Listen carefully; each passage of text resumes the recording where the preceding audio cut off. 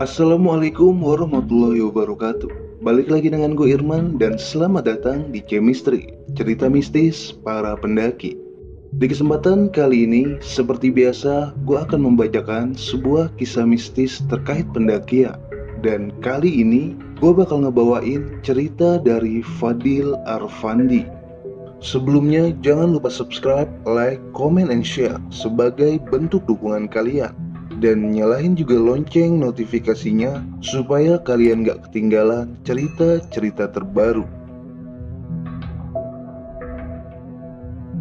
Baik, di cerita kali ini menceritakan tentang pengalaman mistis gua, Fadil, saat mendaki ke Gunung Raung pada beberapa tahun yang lalu. Gua waktu itu berangkat bareng ketiga teman gua dan juga satu guide yang bernama Mas Rian dan satu orang porter penduduk kaki Gunung Raung.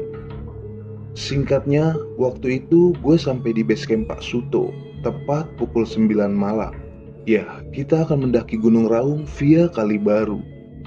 Base camp Pak Suto ini adalah sebuah rumah sederhana seperti rumah-rumah pada umumnya yang dijadikan base camp pendakian di gunung-gunung yang pernah gue daki. Lampu halaman rumah menyala temaram. Cahaya putih remang tidak cukup untuk bisa melihat pemandangan seluruh rumah. Gue hanya bisa melihat halaman depan rumah yang tampak sederhana. Kami pun berkumpul di teras rumah yang tidak begitu luas, namun cukup untuk menampung kami. Kami menaruh tas keril, kemudian duduk, menunggu arahan Mas Rian selanjutnya. Mas Rian ini adalah seorang guide. Dia yang akan mengatur kami selama trip kali ini. Mas Rian pun masuk ke dalam base camp untuk menemui pemilik base camp. Dan ternyata setelah beliau berbincang, kami tak kebagian tempat untuk bermalam, dikarenakan sudah ada beberapa rombongan yang menempati base camp tersebut. Alhasil, mau tidak mau, kami pun terpaksa tidur di teras base camp. Kami langsung mengeluarkan sleeping bag dan juga matras, mengingat cuaca di sana sudah terbilang dingin. Dan kami pun beristirahat setelah perjalanan yang cukup panjang sebelumnya. Keesokan harinya, suasana base camp mulai bergeliat. Base camp yang semalam terlihat sepi dan sempit, kini mulai terlihat ramai dan tampak lebih luas. Lantas kami pun segera bangun dari tempat kami tidur. Karena selain sudah pagi, tempat yang kami tiduri juga tempat orang berlalu lalang. Saat itu, Mas Rian sudah memesankan kami makanan untuk sarapan. Oh iya, nama teman-teman gue itu Rio, Desta, dan Farid. Setelah selesai sarapan, saat itu waktu menunjukkan pukul 7 pagi. Mas Rian pun kembali datang dengan membawa peralatan climbing atau panjat tebing. Kita briefing sebentar ya, gue mau ngenalin satu persatu alat-alat climbing yang akan kita bawa. Setelah panjang lebar Mas Rian menjelaskan, kami pun serentak mengerti.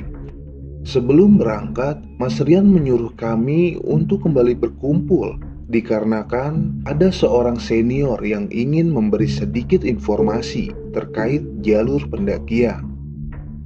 Baik kawan-kawan, perkenalkan nama saya Herman. Di sini saya akan menjelaskan sedikit mengenai jalur pendakian via Kalibaru. Adapun jalur pendakian ini memiliki total pos pendakian sebanyak 9 pos dan memiliki puncak gunung sebanyaknya 4 puncak.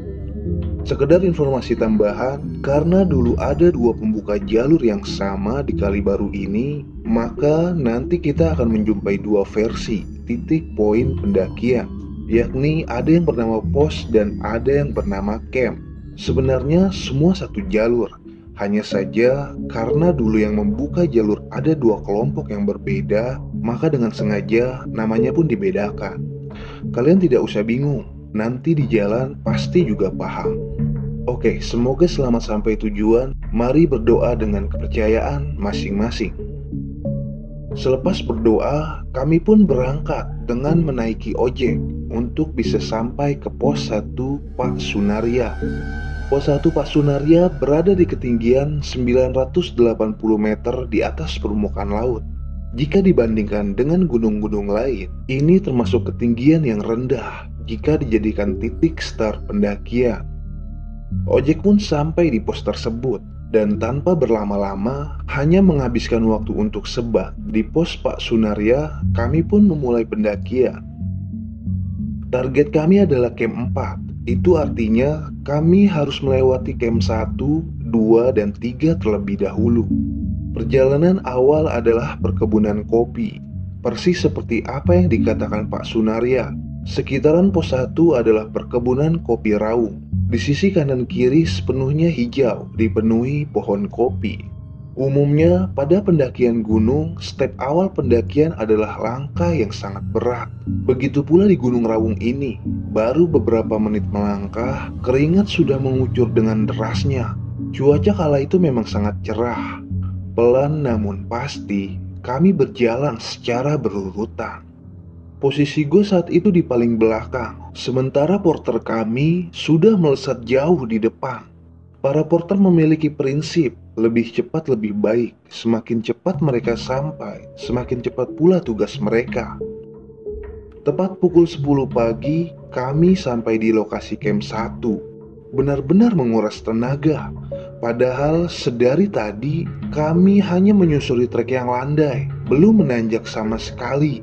Tapi baru sampai sini, kami sudah ngos-ngosan dibuatnya.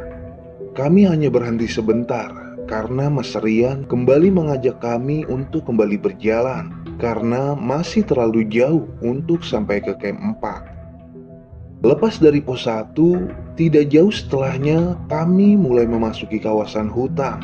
Ditandainya dengan pohonan yang semakin rapat. Kami terus berjalan, perlahan mulai masuk ke dalam hutan lebih dalam. Pukul setengah 1 siang kami pun sampai di camp 2. Mas Rian pun menginstruksikan untuk kami beristirahat, makan siang, dan sholat. 1 jam berlalu, kami kembali melanjutkan perjalanan. Kami pun meninggalkan camp 2. Tapi baru beberapa menit berjalan, kami sudah bertemu dengan titik pemberhentian, yaitu pos 2. Ini adalah lokasi ganda yang Mas Herman bicarakan sebelumnya. Singkat cerita, kami sampai di camp 3 sekitar pukul setengah 3 sore. Di camp 3 ini tidak seluas camp 2, namun lokasinya cukup untuk beristirahat. Tapi Mas Rian kembali mengajak kami untuk terus berjalan. Dia mengatakan lebih baik kuras tenaga sampai habis, yang penting bisa cepat sampai di camp 4. Singkatnya, kami pun tiba di camp 4 tepat pukul setengah 5 sore. Dan di sana ternyata sudah ada porter kami yang menunggu. Lantas kami pun segera mendirikan tenda. Tapi ada suatu keanehan di sini. Entah kenapa bapak porter itu terus-menerus melihat ke arahku. Padahal gak ada yang aneh, dan gue gak melakukan kesalahan apapun terhadapnya. Tanpa memperdulikan itu, gue pun menyibukkan diri untuk membangun tenda. Sesekali gue melihat porter itu, tapi ia tengah sibuk untuk mempersiapkan makan untuk kami. Tenda pun telah berdiri, makanan juga sudah siap. Sementara hari mulai gelap, pertanda akan memasuki maghrib. Kami pun segera masuk ke dalam tenda. Kami memakai 3 tenda. Gue, Rio, dan Farid berada di tenda 1, sedangkan Mas Rian di tenda satunya bersama Desta, dan di tenda satunya lagi adalah tenda porter kami. Saat itu sebagian dari kami melaksanakan sholat maghrib. Dan setelahnya, entah kenapa suasana menjadi sunyi. Tidak terdengar suara jangkrik sekalipun. Tapi gue gak mau menghiraukan. Karena lelah, gue pun memejamkan mata dan segera tertidur. Tapi entah kenapa, sekitar pukul 1 malam, gue kebangun. Gue kayak mendengar suara orang yang lagi berbincang dari luar tenda. Karena penasaran, gue pun mencoba mengintip dari dalam tenda. Perlahan, gue membuka sedikit resleting pintu tenda. Dan setelah sedikit terlihat ke arah luar, ternyata itu suara bapak porter. Ya, bapak porter itu yang berada di luar tenda. Tapi anehnya, beliau sedang mengobrol dengan siapa? Tidak ada orang lain kala itu. Hanya beliau saja yang nampak dalam penglihatanku. Tapi seperti halnya tahu kalau sedang diperhatikan, Bapak Porter itu menengok ke arah tenda gua. Sontak gue pun langsung menutup resleting pintu tenda dengan perlahan dan segera kembali ke sleeping bag. Saat itu gue bingung, sebenarnya beliau berbicara dengan siapa. Tapi karena rasa kantuk yang semakin menguasai, gue pun kembali tertidur. Hingga pagi pun tiba, kami pun kembali sarapan. Dan setelahnya segera merapikan kembali tenda. Target kami hari ini adalah camp 7 sebelum melakukan summit nantinya. Saat itu gue melihat ke arah Bapak Porter tersebut. Namun dia hanya melihat gue dengan tatapan kosong. Lalu kemudian kembali berjalan di urutan paling depan. Di tengah perjalanan, rasa penasaran itu kembali muncul. Gue pun segera berkata kepada teman gue, "Yuk, gue semalam ngeliat Bapak Porter itu ngomong sendirian tahu yuk di luar tenda." "Masa sih?" "Oh iya, gue baru inget Dil. Pas kemarin kita naik ojek dari base camp ke pos 1 Pak Sunarya itu, tukang ojeknya cerita ke gue Dil. Katanya kalau porter kita itu sebenarnya seorang dukun." "Serius lu yuk? Maksud lu dukun? Orang pinter gitu?" "Beneran, ngapain di hutan gini gue bohong." Terus Kang Ojek itu juga bilang, porter kita itu sering banget berurusan dengan makhluk astral di sini. Tapi kalian pada sadar gak sih kalau Bapak Porter itu ngeliatin Fadil terus dari kemarin?" "Iya, gue juga ngerasa gitu sih. Gini Dil, gue bukannya so tau ya, tapi biasanya kalau ada orang yang ngeliatin kita terus menerus, bisa jadi dia melihat sesuatu yang ada pada diri kita yang tidak dilihat oleh orang lain. Terlebih, kata Rio, beliau itu seorang dukun." Seketika kami pun merinding dan hanya saling diam. Sementara Mas Rian meneriaki kami yang berjalan agak lambat. Lantas kami pun segera mempercepat langkah untuk menyusul Mas Rian. Trek selanjutnya masih terjal seperti sebelum-sebelumnya. Dengkul gue dipaksa terus-menerus bekerja ekstra. "Rit, lu berasa dingin gak sih?" "Iya Dil, mendung kali ya. Padahal jam 12-an lebih nih. Lebih baik kita cepetan jalannya deh." Singkat cerita, tepat pukul 1 siang, kami pun sampai di camp 6. Tapi di sana tidak terlihat Bapak Porter kami. Mungkin beliau sudah lebih dulu di camp 7. Saat itu, tiba-tiba gue mendengar sesuatu. Suara itu seperti berasal dari arah bawah camp 6. "Kalian dengar gak? Dengar apa Dil? Kayak ada yang datang dari arah bawah." Posisi camp 6 ini memang berada di lokasi yang tidak luas dan curam di sisi atas. Lokasinya pun rimbun oleh pepohonan yang lebat. Sulit untuk bisa melihat ke arah yang jauh. Bahkan langit pun tidak begitu nampak dari sini. Belum hilang penasaran gue soal suara tersebut. Kemudian Mas Rian berdiri dan memberi komando untuk kami kembali berjalan. "Ah, nggak asik lu Mas Yan. Baru juga duduk. Ya udah, gue jalan duluan deh. Porter kita kayaknya udah nunggu di camp 7. Nanti gue langsung diriin tenda deh dan masak, biar kalian tinggal enak aja nanti." "Ya udah deh, nanti kita nyusul deh Mas." Mas Rian pun lantas berjalan. Sementara langit semakin temaram. Dingin pun tambah menusuk. Prediksi kami kala itu hujan akan segera turun. Tapi di sisi lain, gue masih penasaran dengan suara barusan yang gue denger. Gue yakin banget ada seseorang di bawah sana. Tak lama kemudian, sebuah bayangan di balik pohon nampak samar-samar mendekat. Gue gak bisa ngeliat dengan jelas karena terhalang pepohonan. Namun akhirnya gue bisa bernafas lega karena ternyata yang muncul dari balik pepohonan itu adalah seorang pendaki. Jaket kuning dan tas keril berukuran sedang yang digendongnya meyakinkan gua kalau sosok di bawah itu adalah seorang pendaki. Ada yang datang tuh. Gue memecah kesunyian. Lantas yang lainnya pun melihat ke arah yang gue bicarakan. Kurang dari 3 menit, akhirnya seorang pendaki itu pun tiba di camp 6. Akhirnya sampai. Camp 6 betul? Betul bang. Dari mana bang? Kok sendirian? Dari Surabaya nih. Iya, saya jalan duluan. Yang lain masih ketinggalan jauh di belakang. Setelah berkenalan satu sama lain, karena melihat kondisi yang sepertinya akan turun hujan, kami pun lantas kembali berjalan. Butir-butir hujan mulai turun perlahan. Kami pun memutuskan untuk kembali melanjutkan pendakian.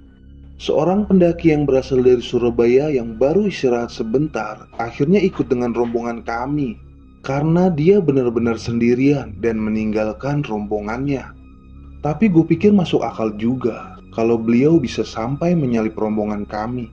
Karena gue lihat tas carrier-nya ukuran kecil, mungkin hanya 45 liter. Pantas saja dia bisa jalan cepat. Awalnya gue curiga kalau beliau adalah guide sama seperti Mas Rian dan harus jalan cepat untuk mengamankan lahan tenda. Tapi setelah gue lihat carrier-nya yang kecil dan pengakuannya sendiri, gue menjadi lega. Artinya rombongan kami tidak terintimidasi dengan kedatangan beliau.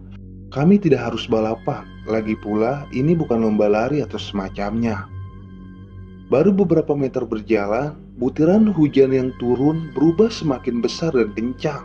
Fix, hujan lebat akan datang. Kami pun segera mengeluarkan jas hujan dan memakainya.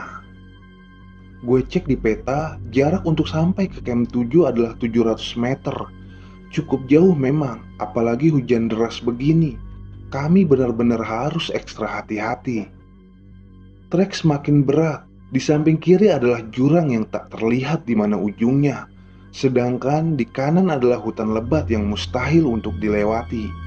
Dan jalur di depan adalah jalur yang sempit dan licin.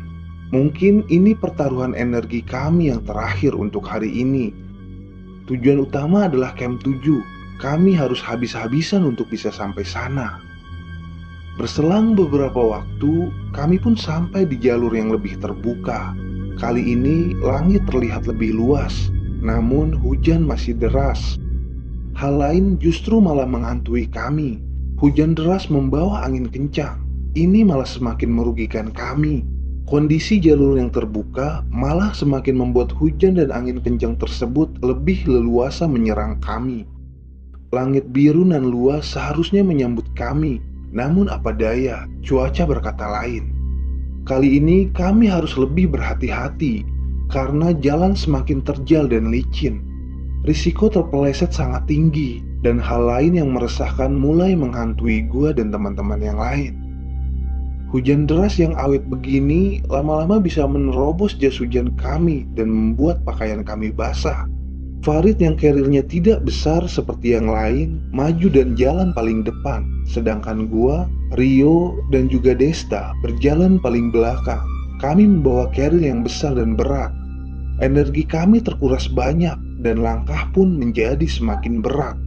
Baru kali ini gue melakukan pendakian dengan suasana seperti ini.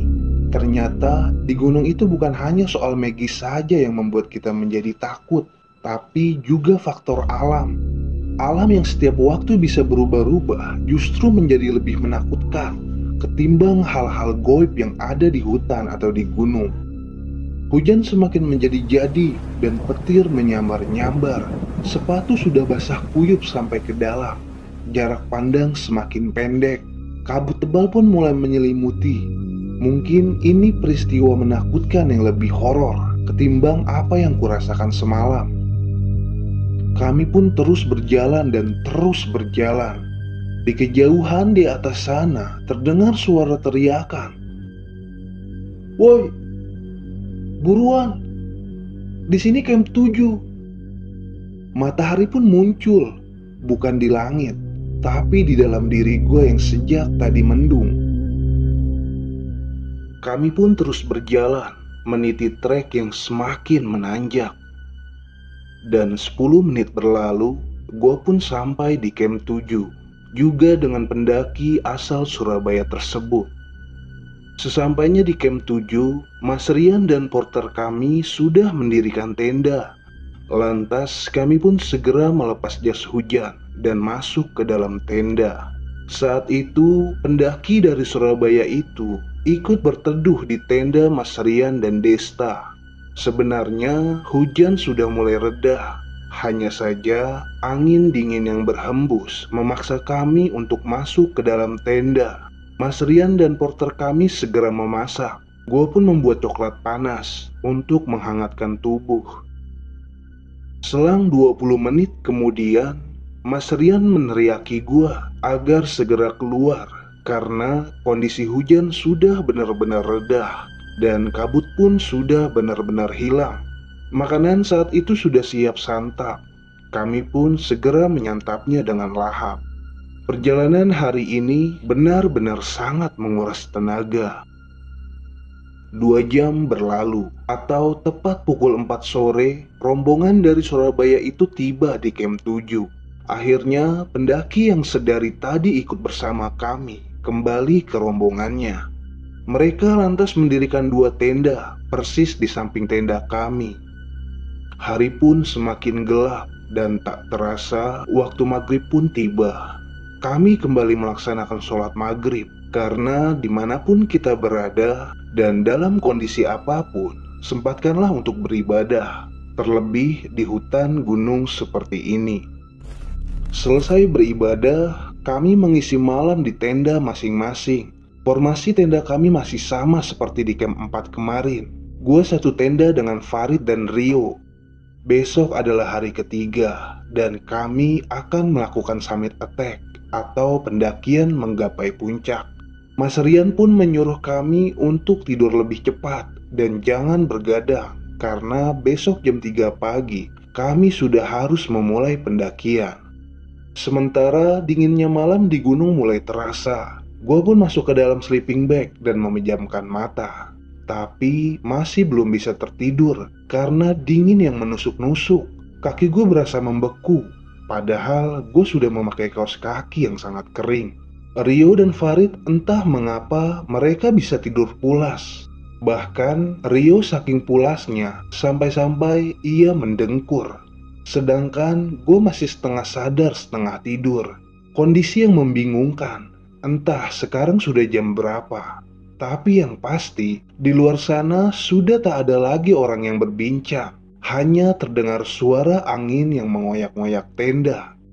Hampir gue masuk dalam alam mimpi. Tiba-tiba gue kembali sadar. Dikarenakan saat itu gue mendengar suara-suara aneh. Apa yang gue dengar barusan itu sangat jelas. Gue masih bisa berpikir jernih meski hampir lelap tertidur. Suara itu semakin terdengar. Suaranya putus-putus, hilang lalu ada lagi. Gue pun memutuskan untuk membuka mata karena suara yang gue dengar sekarang malah semakin dekat. Sekarang justru seperti suara bisikan tepat di telinga gue. Wah, tiba-tiba gue merinding. Bulu kuduk gue berdiri. Gue pun mencoba untuk menenangkan diri dengan mengubah posisi tidur. Gue sedikit mendekat ke Rio yang tidur di tengah-tengah. Rio yang tidur sambil mendengkur sama sekali tidak menghilangkan ketakutan gue. Namun tiba-tiba sekelebat cahaya menerpa tenda. Gue bisa melihat dengan jelas cahaya itu berasal dari luar tenda. Tapi gue gak mau berpikir negatif. Barangkali itu cahaya senter. Namun gue yakin sekali di luar tidak ada orang. Bahkan tenda kelompok Surabaya pun sepi. Lantas suara dan cahaya dari mana itu sebenarnya? Gue pun mencoba menenangkan diri lagi. Sleeping bag gue resleting hingga penuh dan hanya menyisakan kedua mata gue aja. Lebih baik gue tidur dan jangan pikirin apapun.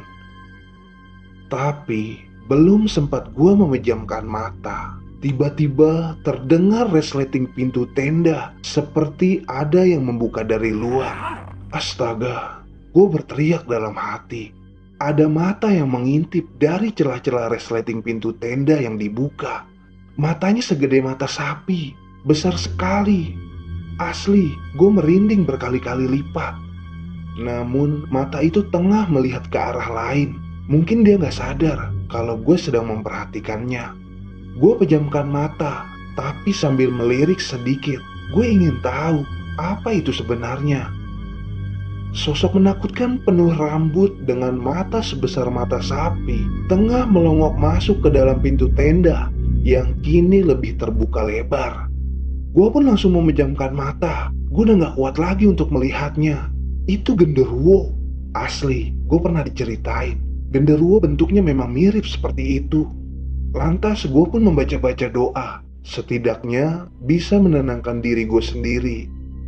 Setelah napas kembali normal, gue pun mencoba untuk melihat kembali.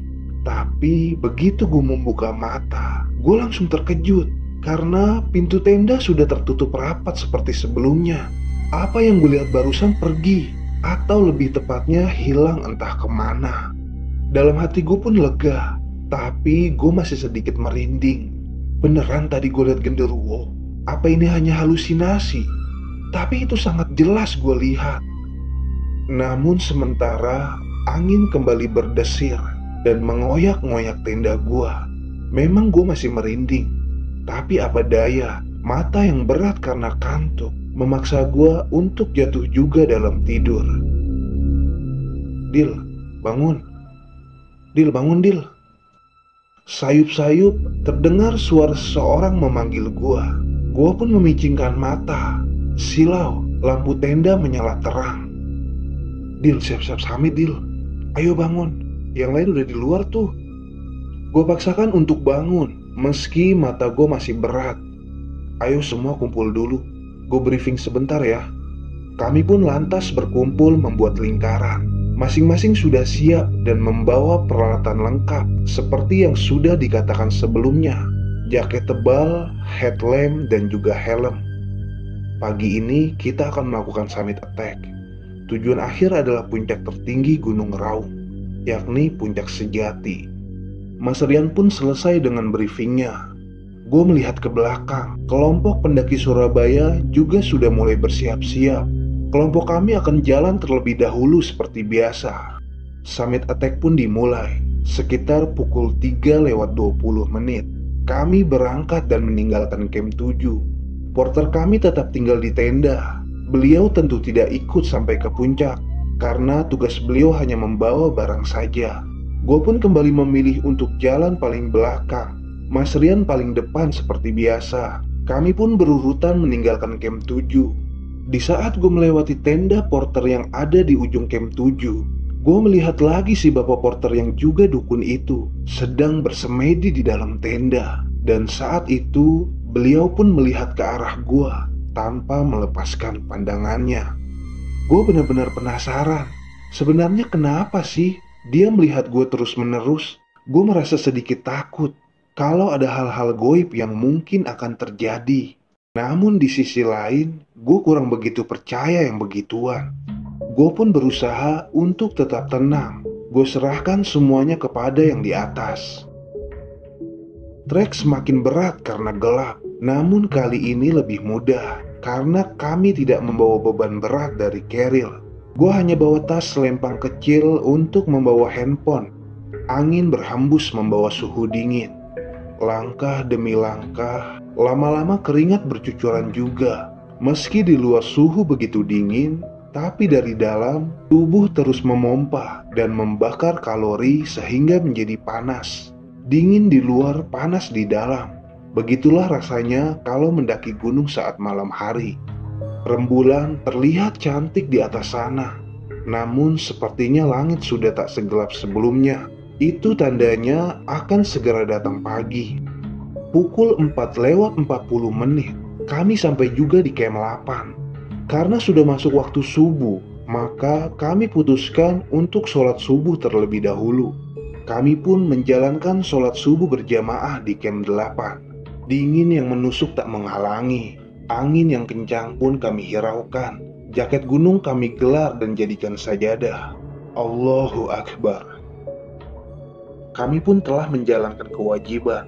Pikiran kembali segar dan hati semakin teguh. Pendakian dilanjutkan. Trek menjadi semakin berat. Jalan semakin menanjak dan sempit. Vegetasi tumbuh-tumbuhan juga semakin berkurang, dan angin yang berhembus semakin lama semakin kencang saja. Pelan namun pasti, kami terus melangkah naik. Begitu sampai di Camp 9, Mas Rian memerintahkan kami untuk lanjut berjalan karena puncak bendera sudah dekat. Kami pun lanjutkan pendakian, dan benar kata Mas Rian, hanya beberapa menit saja, gue sudah bisa melihat dari kejauhan jurang-jurang yang sangat dalam. Lalu, gue juga melihat ada bendera merah putih yang berkibar di sebuah tiang kecil. Gue yakin sekali itu puncak bendera. Sementara suara gunung raung, meraung-raung, membuat siapa saja menciut nyalinya untuk mendekat. Mas Rian yang katanya sudah beberapa kali mendaki Gunung Raung sempat ketakutan begitu mendengar suara raungan dari dalam kaldera. Baru kali ini gue dengar suara Gunung Raung seperti ini. Kami pun sampai di puncak bendera, dan selanjutnya kami harus melewati trek yang disebut dengan jembatan Sirotol Mustaqim. Kami pun berjalan menitinya dengan perlahan. Sementara suara Gunung Raung terus meraung-raung. Suara itu berhenti dengan jeda 3-5 menit, lalu meraung lagi. Kaldera Gunung Raung sangat luas, bahkan menjadi terluas di Pulau Jawa. Bentuknya melingkar seperti sebuah danau. Di bagian tengah terdapat gundukan sebesar gunung kecil yang adalah kubahan lava. Gundukan kecil itu adalah lubang keluarnya suara raungan Gunung Raung, sekaligus lubang keluarnya lava pijar. Akhirnya kami pun sampai di puncak sejati. Awalnya gue juga seperti Mas Rian, takut. Karena jujur gue juga baru pertama kali mendengar suara menggelegar dari dalam gunung seperti itu. Gue melihat dari sini, jelas sekali keluar asap-asap tipis dari dalam kubahan lava tersebut. Beberapa menit kami berdiri di puncak sejati, sampai sekarang masih merasakan merinding. Gunung Raung tak henti-hentinya mengeluarkan suaranya. Gue khawatir kalau sewaktu-waktu gunung ini meletus kencang. Belum meletus saja, suaranya sudah sekencang ini. Beberapa saat kemudian, langit mulai tertutup kabut, bercampur asap dari letusan kecil di dalam kaldera sana. Gua pun terus memanjatkan zikir dari dalam hati. Ini adalah pengalaman yang tak akan terlupakan dalam hidup gua. Berhadapan dengan maut berkali-kali. Setelah jembatan Sirotol Mustaqim, lalu ada kaldera Raung yang kapan saja bisa meletus hebat. Sambil menikmati kaldera yang sungguh indah namun menakutkan, kami memutuskan duduk sambil makan bekal yang kami bawa. Berjalan sejak pagi buta hingga sekarang menjelang siang, kami sama sekali belum makan, perut rasanya keroncongan. Setelah beberapa menit berlalu, tampak 2 orang pendaki dari rombongan Surabaya pun akhirnya sampai di puncak sejati. Setelah mereka mendekat, rupanya salah satunya adalah seorang pendaki yang kemarin berjalan bersama kami. Namun rasanya kami sudah terlalu lama berada di puncak. Euforia telah habis, saatnya kami untuk kembali turun. Tapi cuaca tiba-tiba berubah menjadi tidak bersahabat. Matahari seperti ditelan oleh awan gelap. Kami pun turun, berpapasan dengan para pendaki dari rombongan Surabaya. Rupanya mereka baru sampai di punggungan di bawah puncak sejati. Gue pun menyemangati mereka kalau puncak sejati sebentar lagi sampai. Sejurus kemudian, hal yang tak diinginkan akhirnya terjadi. Hujan pun turun. Sayang seribu sayang, kelompok kami tidak menduga kalau akan turun hujan di puncak. Kami pun tidak membawa jas hujan sama sekali. Dengan terpaksa, kami pun menerobos hujan yang turun semakin deras. Tas selempang gue sembunyikan ke dalam jaket. Ini benar-benar pertaruhan terakhir. Kami terus berjalan menuruni punggungan. Hujan semakin deras, membuat jarak pandang semakin pendek. Jaket gunung gue yang cukup tebal, lama-lama pun basah, hingga menerobos bagian dalam. Gue sangat khawatir dengan keadaan ini. Hujan deras disertai angin, belum lagi harus turun kembali melewati jalur ekstrim jembatan Sirotol Mustaqim. Hujan turun dengan intensitas tinggi, Fix kami diterjang badai. "Jangan berpisah!" teriak Mas Rian yang berjalan paling depan. Kami pun sampai dan berhadapan dengan Sirotol Mustaqim. Pelan namun pasti, kami merangkak kembali. Gue bersyukur hujan berubah reda, sehingga kami tidak begitu kesusahan. Akhirnya, gue dan yang lainnya berhasil melalui Sirotol Mustaqim ketiga. Dan selanjutnya, kami melipir kembali pada dinding puncak 17. Kondisi cuaca pun berubah lebih baik lagi kali ini, karena hujan sudah berhenti. Kemudian setelah itu, kami kembali bertemu dengan tebing 10 meter. Belum lagi tebingnya licin karena hujan. Gue pun menengok ke bawah, ternyata benar, jurang yang sangat dalam. Astagfirullahaladzim. Satu persatu, kelompok kami berhasil menuruni tebing. Sekarang tinggal pertempuran terakhir, yakni melewati jembatan Sirotol Mustaqim 2 dan 1. Tapi cobaan kembali datang. Kali ini kabut tebal menutupi perjalanan kami. Jarak pandang menjadi sangat pendek, tidak lebih dari 10 meter. Bukan hanya itu, hujan pun turun lagi. Bahkan kali ini lebih deras dari sebelum-sebelumnya. Dan angin juga bertiup lebih kencang. Kali ini gue masih berada di barisan paling belakang. Mas Rian di depan memimpin seperti biasa. Kami pun merangkak sampai-sampai wajah mencium tanah. Angin sangat kencang dan hujan deras sungguh menakutkan. Bisa-bisa kami terpeleset jika memaksa untuk berdiri. Mas Rian meminta kami tetap bergerak meskipun pelan-pelan. Tujuan adalah puncak bendera di bawah sana. Itu titik teraman untuk saat ini. Stop dulu. Gue lupa nih jalurnya yang mana. Yang bener aja lu mas. Gue lupa melipir lewat kanan atau kiri ya. Ingat-ingat lagi lah mas. Mas Rian kembali melihat ke depan. Ada jalur sempit jembatan Sirotol Mustaqim. Dan Mas Rian bingung harus melipir bebatuan sebelah kanan atau kiri. Kami juga takut kalau asal pilih bisa berbahaya karena jalurnya bukan main-main. Semua pun terdiam, masih menunggu keputusan Mas Rian. Gue mulai menggigil karena pakaian sudah basah semua. Belum lagi hujan tak kunjung mereda, tapi justru semakin deras. Kabut tebal juga semakin naik. Entah apa yang terjadi di atas sana kepada pendaki dari Surabaya. Gue tidak sempat mengkhawatirkan mereka. Karena kali ini gue lebih khawatir tentang keselamatan gue sendiri dan kelompok.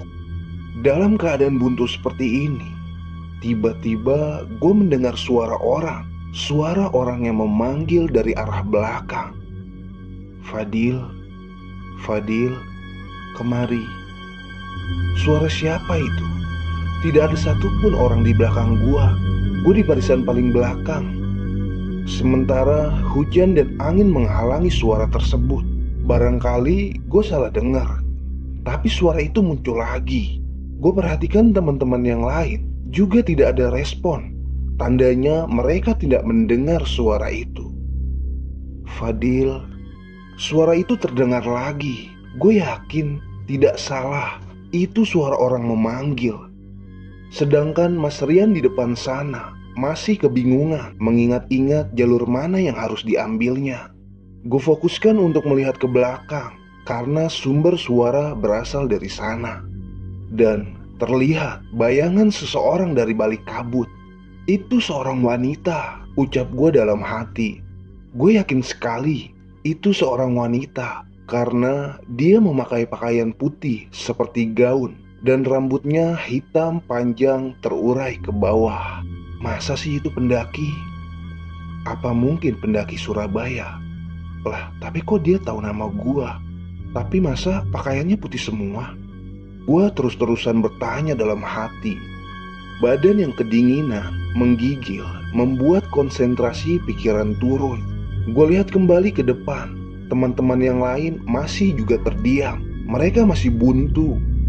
Dan saat itu, entah apa yang mendorong gua. Gue putuskan ke arah belakang untuk memastikan keberadaan sosok wanita tadi. Pikiran gue memilih pilihan yang rasional. yakni seorang pendaki yang tertinggal rombongannya.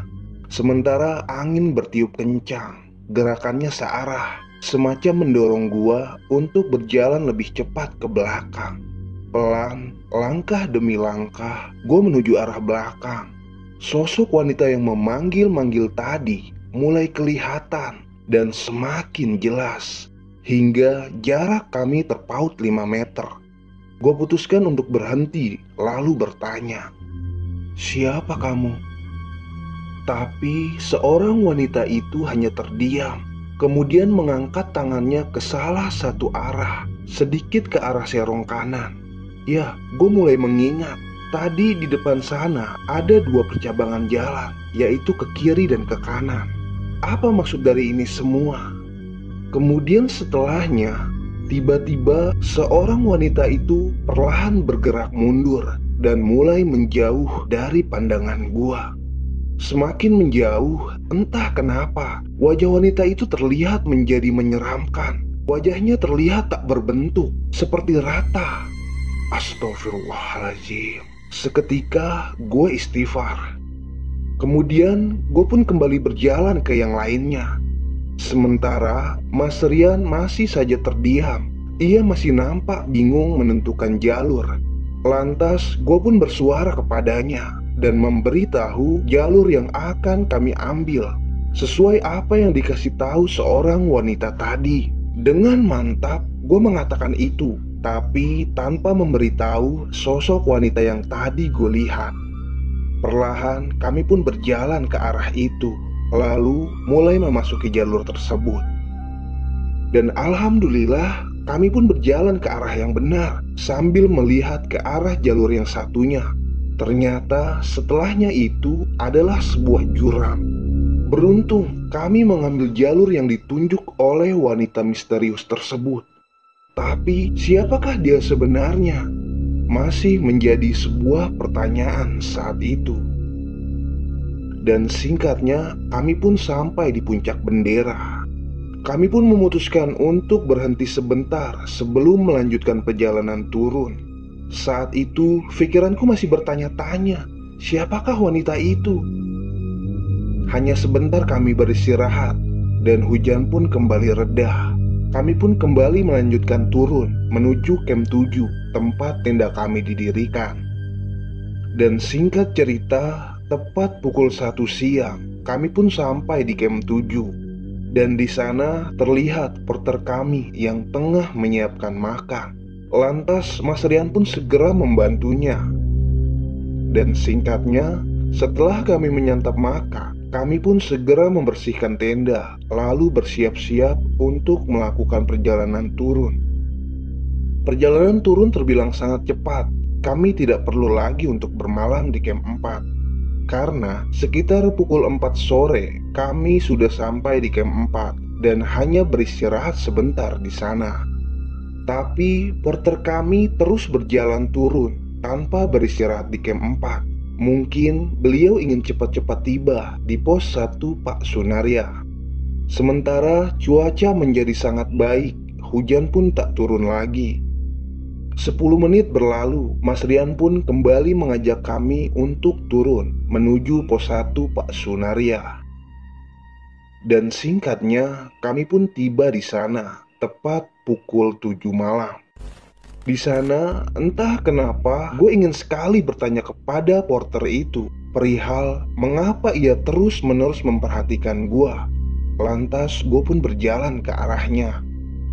"Permisi Pak, maaf mengganggu.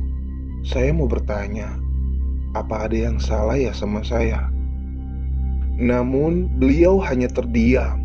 Untuk beberapa saat kemudian, baru mulai berkata,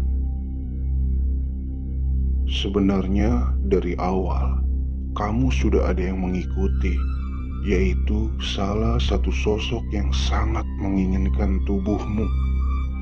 Kamu melihat saya berbicara kan, sewaktu bermalam di camp 4. Ya, itu saya sedang berdialog dengannya. Saat itu dia ingin menyerangmu, tapi saya tak mengizinkan. Saya pun sempat beradu kebatinan dengannya. Dan juga sosok yang kamu lihat di camp 7, Itu adalah Gondo atau genderuwo. Dia suruhan makhluk jahat yang menginginkan tubuhmu. Tapi saat itu saya kembali memaksa untuk kamu tidak diganggu. Dan beruntungnya lagi, kamu rajin sekali beribadah. Tanpa bantuan Gusti Allah, mungkin kamu sudah tak ada di sini sekarang. Dan seketika gue pun langsung tercengang mendengar cerita yang dituturkan oleh porter tersebut. Lalu bagaimana dengan sosok wanita itu? Oh, kamu bertemu dengannya ya? Dia adalah penunggu sana. Dia memang kerap sering muncul untuk membantu para pendaki. Kabarnya dia pernah jatuh ke jurang sana puluhan tahun yang lalu. Tapi kamu tidak perlu khawatir. Sekarang kamu sudah aman. Dan sejak dari itu, gue tidak lagi bertemu dengan bapak porter tersebut. Perkataannya waktu itu memang membuat gue begitu shock. Percaya atau tidak, tapi gue tetap bersyukur karena masih diberi keselamatan. Namun masih ada satu yang belum bisa gue pahami. Kenapa sosok jahat itu sangat menginginkan tubuh gue? Itu masih menjadi sebuah misteri. Dan terlepas dari itu semua, gue sangat berterima kasih dengan Allah Subhanahu wa Ta'ala. Terima kasih juga untuk Bapak Porter. Terima kasih juga dengan sosok wanita yang telah membukakan jalur. Dan terima kasih untuk Raung.